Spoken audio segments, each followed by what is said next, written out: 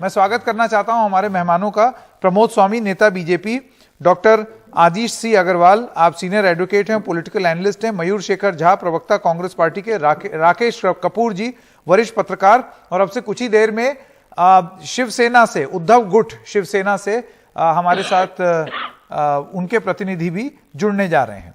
प्रमोद स्वामी जी, मैं सबसे पहले आपके पास आना चाहता हूं और आपसे जानना चाहता हूं, ये जो राहुल गांधी ने जो बयान दिए हैं उस पर आपका क्या कहना है?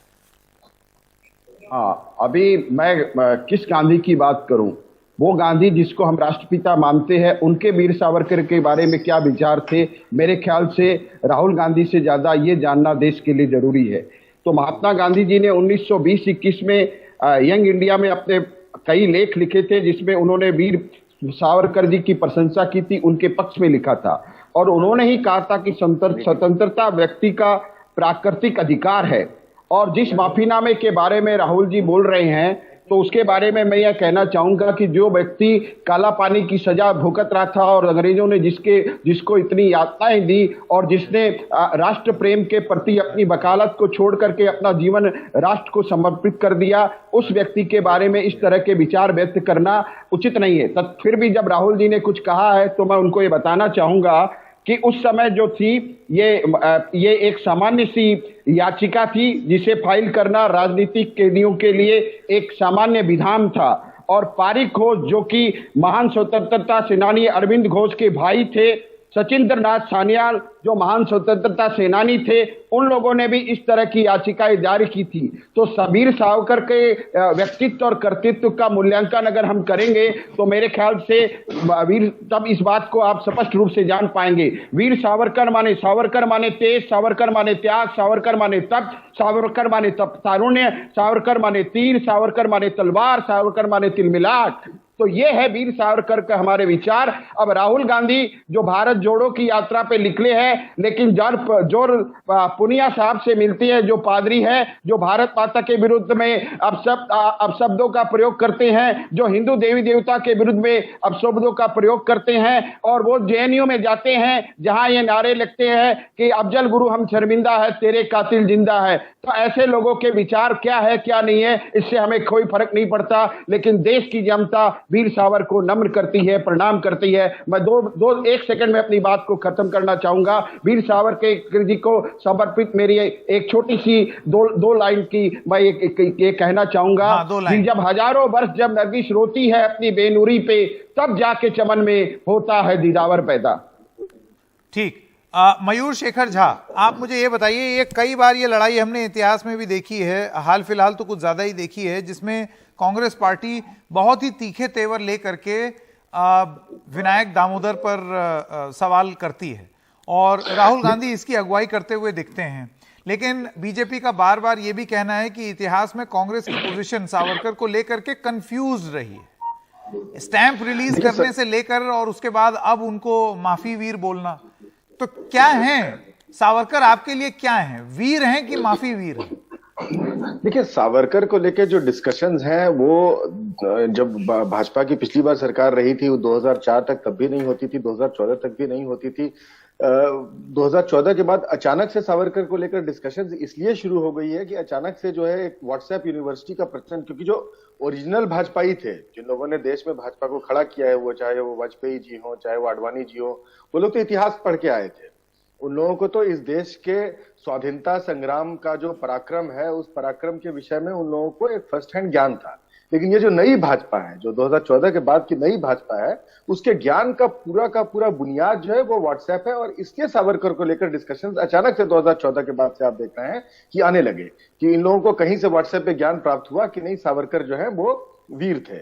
तो इसलिए 2014 के पहले आप देखिएगा कि सावरकर को लेकर बहुत ज्यादा डिस्कशन भाजपा भी नहीं करती थी, क्योंकि ऐसा कुछ नहीं है कि भाजपा को इतिहास की असलियत नहीं पता थी, नहीं, भाजपा को नहीं पता है।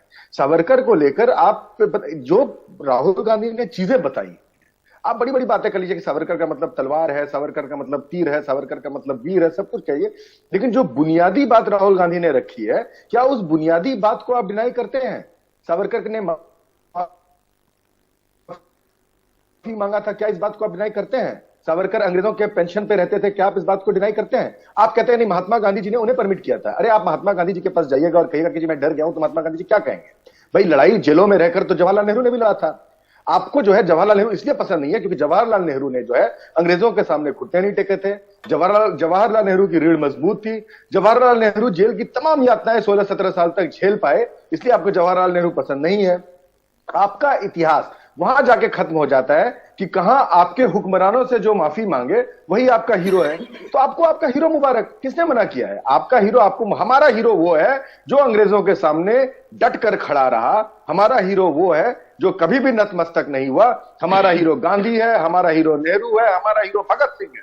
हमारा हीरो अंग्रेजों की आंख में आंख डालकर बात करता था। हमारा हीरो, हमारा वीर अंग्रेजों से माफी नहीं मांगता था। हमारा वीर अंग्रेजों के टुकड़ों पर नहीं पलता था। हमारा वीर अंग्रेजों का पेंशनर नहीं था। ठीक ठीक। राकेश कपूर जी और डॉक्टर अग्रवाल, एक एक करके अब आपके भी मत जान ले। राकेश जी, पहले आपसे शुरू करते हैं। जी जी संकेत जी, इसमें बड़ा स्पष्ट है कि सावरकर के व्यक्तित्व को हम दो भागों में बांट करके देखना पड़ेगा।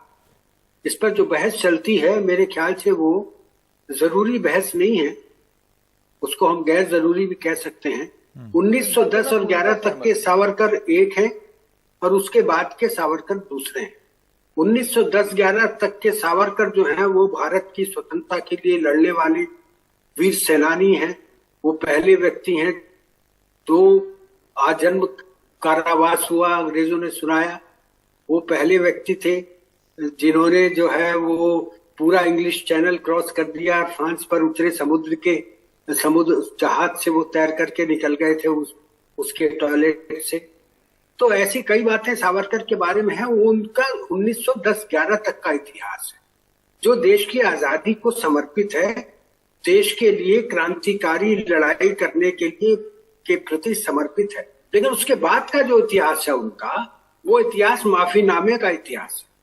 जो राहुल गांधी ने जो पत्र दिखाया है, ये तो ऐतिहासिक तथ्य है, सत्य है। इसको कौन नकार सकता है? इसको कोई नकारेगा नहीं, ये तो सत्य है। तो हमें ये देखना होगा, उन्होंने 9-10 माफीनामे लिखे। और जिन महात्मा गांधी की बात की जाती है, तो महात्मा गांधी ने केवल इतना कहा था कि यदि और राजनीतिक कैदियों को रिहाई की जा रही है तो आप भी राजनीतिक कैदी हैं, आपको भी रिहा होने का हक प्राप्त है। ये महात्मा गांधी ने उनको अपना, जब महात्मा गांधी के पास उन्होंने पत्र भेजा तो महात्मा गांधी ने ये उत्तर दिया था। ये भी ऐतिहासिक सत्य है, इसको आप नकार नहीं सकते। जहां तक भाजपा या जनसंघ का प्रश्न है, तो कभी जनसंघ जो है वो वीर सावरकर के सिद्धांतों से सहमत नहीं हुआ। वीर सावरकर कहते थे राजनीति का हिंदूकरण और हिंदुओं का सैनिकीकरण। डॉक्टर श्यामा प्रसाद मुखर्जी इस बात से सहमत नहीं थे। और स्वतंत्रता के और आजादी के बाद तक वीर सावरकर जिंदा रहे, उनकी हिंदू महासभा रही, वो अपनी राजनीतिक दल चलाते रहे, जनसंघ अपना राजनीतिक दृष्टिकोण आगे करता रहा। तो एक मतभेद पैदा था जनसंघ और हिंदू महासभा के बीच भी। ये बात भी हमें ध्यान में रखनी चाहिए, जो कि ऐतिहासिक तथ्य है। वीर सावरकर को अगर हम वीर कहते हैं तो भी कोई हर्ज नहीं है, और उन्हें माफी मांगने वाला स्वतंत्रता सेनानी कहते हैं तो भी कोई हर्ज नहीं। दोनों में कोई बुराई नहीं है, मेरी राय। जी अग्रवाल साहब, आपका मत। ये वीर सावरकर को वीर बोलना कोई गलत बात नहीं है जब हम उनकी सारी लाइफ का देखते हैं। आवाज नहीं आ रही? जी जी बिल्कुल आ रही है, बोलिए। जी जी जी, क्योंकि स्वामी जी को जब देखा मैंने, तो दूसरा जो मेन आज जो ये इसमें चिट्ठी में जो दिखाया गया कि मैं आपका नौकर रहना चाहता हूं, ये बात जो इंग्लिश में I have the honour of remain your obedient servant, ये मेरा कहना है कि पुराने टाइम में एक जनरल वे में ये लिखा जाता था। हर लेटर में इस तरीके का लेटर ये नहीं था कि उसका रियल में सर्वेंट रहना चाहते थे। अगर ऐसे भी आप गूगल में देखेंगे, अगर लिटरेचर को ढूंढेंगे, तो महात्मा गांधी जी ने भी अंग्रेजों को ये इस तरीके का लिखी है। कई मेरे पास चिट्ठी मैंने निकाली है। नहीं, कभी नहीं तो लिखा एक महात्मा ये गांधी ने, किताब गलत बात है। गलत बात है। हाँ जी। कभी नहीं लिखा, ये बिल्कुल गलत बात है, आप बिल्कुल गलत बोल रहे हैं। महात्मा गांधी ने कभी नहीं लिखा। ये कभी नहीं लिखा है। आपको कभी कुछ नहीं पता लिखा। नहीं है, मैं दिखा रहा हूँ आप आप हिस्टोरिकली इस बात को शायद मैं ये दिखा- अग्रवाल जी आप हिस्टोरिकली एक एक करके मैं आपको क्या से नहीं जा सकते ना। ये दिखा रहा हूँ आपको। मैं वकील भी हूँ, सीनियर एडवोकेट। ये आप आपको सीनियर ये हो लेटर है, या- ये किताब है। और भी ज्यादा ये सीनियर सुनिए, हो। देखिए। लेकिन आप किताब को कोट कीजिए, कौन सी किताब में लिखा है? किताब को कोट कीजिए। मैं यही दिखा रहा हूँ आपको। ये आप कौन सी देखिए, किताब में गूगल लिखा है? करिए। किताब को ये कोट मैंने अभी कीजिए। गूगल में निकाला है। ये कौन किताब सी का नाम किताब में लिखा फेमस है, उसको लेटर। कोट कीजिए। अरे अग्रवाल जी वही तो कह रहे हैं कि नए वाले सुनो, पहले सुनो कि जब आपको समझ में आएगा। आपकी बात आप बिल्कुल गलत बोल रहे हैं। आप सुनिए, पर आप गलत बयानी नहीं कर वो सकते। आप सुनोगे इतिहास नहीं तो नहीं आपको बदल समझ सकते। में नहीं आएगा। मुझे समझ में आ ये गया था, आप- आपकी वकालत मेरी समझ में आ गई है। आप व्हाट्सएप यूनिवर्सिटी के वकील हैं। आगे famous letter of Mahatma Gandhi कोई पुख्ता और कोई concrete compiled and edited by R Hipley MA, published by the Indian printing works, Kacheri road, Lahore. उसकी प्राइस 3 रुपए थे और ये वाला उसका हिस्सा है। जरा चैलेंज करता हूँ यहीं, ये गूगल मैं में आपको आपने चैलेंज कहीं से खोज करता के हूँ निकाली, अग्रवाल जी, यहीं। आप- आप वकील हैं, आप दिखाइए किस पुस्तक से है। आपको ये गूगल से नहीं, ये इंग्लिश में है। पुस्तक का नाम दीजिए, लेखक का नाम दीजिए। पुस्तक का नाम वो दीजिए, लेखक पुस्तक का नाम नहीं, दीजिए। citation है। आप का जर्नलिस्ट नाम कहते हो दीजिए, अपने लेखक आप। का नाम दीजिए। एक जिसने लिखा है उसके बारे में बताइए। आप गलत बयानी बिल्कुल नहीं कीजिए प्लीज। मेरी हाथ जोड़ करके प्रार्थना है। अभी आप एक सेकंड, मुझे यहाँ पर बीच में आना पड़ेगा और मैं आप लोगों से, ताकि दर्शकों को ये बता दें कि ये बात क्या हो रही है यहाँ पर। अग्रवाल साहब का ये कहना है कि इसी तरीके का एक माफीनामा नहीं कह रहा हूं फिर? मैं माफीनामा नहीं कह रहा हूं। इसी तरीके की एक चिट्ठी महात्मा गांधी ने भी लिखी है, ये आपका दावा है। वरिष्ठ पत्रकार राकेश कपूर कह रहे हैं कि ऐसा कोई प्रमाण नहीं है। नेवर माफीनामा नहीं कह रहा हूं। I beg to remain your Rakesh obedient servant. मैं माफीनामा नहीं कह रहा हूं। तो फिर आप क्या कह रहे हैं?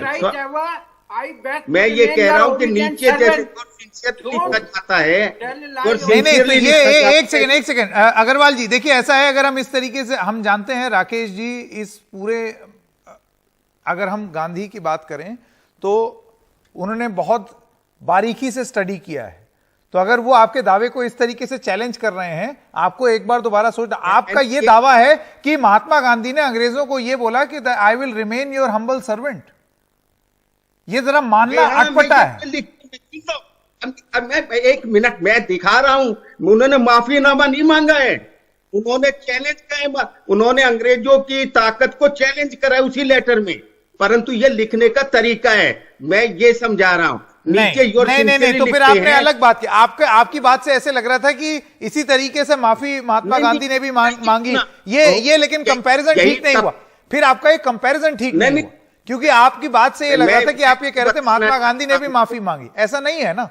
मैं जरा आगे बढ़ता हूं। प्रमोद स्वामी जी, देखिए आज ये जो पुरानी बातें हैं, इतिहास की बातें हैं, 70, 80, 100 साल पुरानी बातें हैं, ये आज की राजनीति में इनका जिक्र होना। एक सेकेंड अग्रवाल जी, मैं जरा आगे बढ़ रहा हूं। प्रमोद स्वामी जी, इसका आज की डेट में जिक्र होना, आज की डेट में इस पर फिक्र होना, इसकी बातचीत होना और इस पर राजनीति होना, इसके बारे में आप क्या कहेंगे? यही सवाल मैं सबसे पूछूं। देखिए, मैंने अपनी बातों को शुरुआती मंतव्य में क्लियर कर दिया, तो उस बात को मैं दोहराना नहीं चाहूंगा।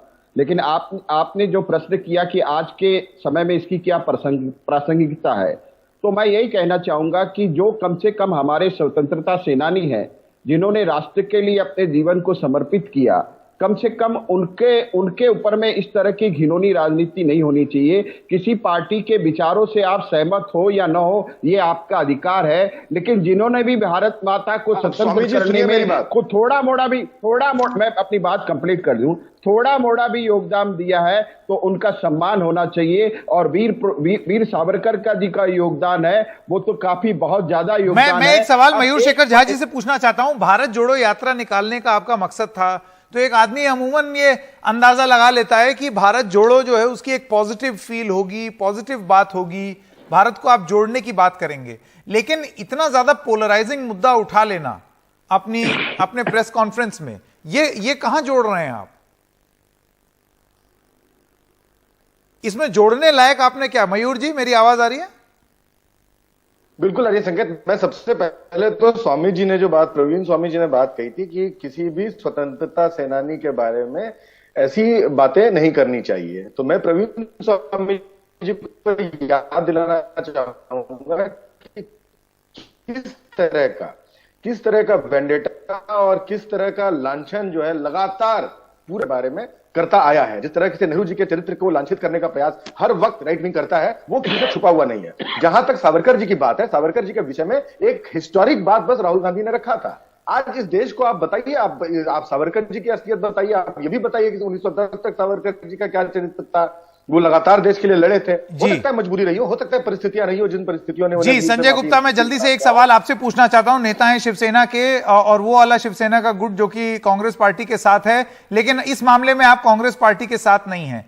मैं आपसे जानना चाहता हूं ये अलग अलग ये पोजीशन, इसको आप कैसे आगे ले जा रहे हो? आपको नहीं लगता है कि इन्हीं सब चीजों की वजह से आपकी पार्टी टूट गई?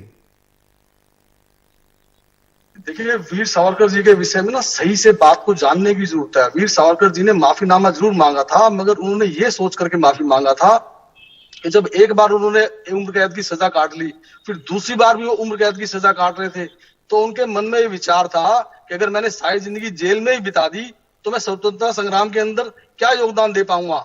इसी बात को सोच करके उन्होंने माफीनामा लिखा था।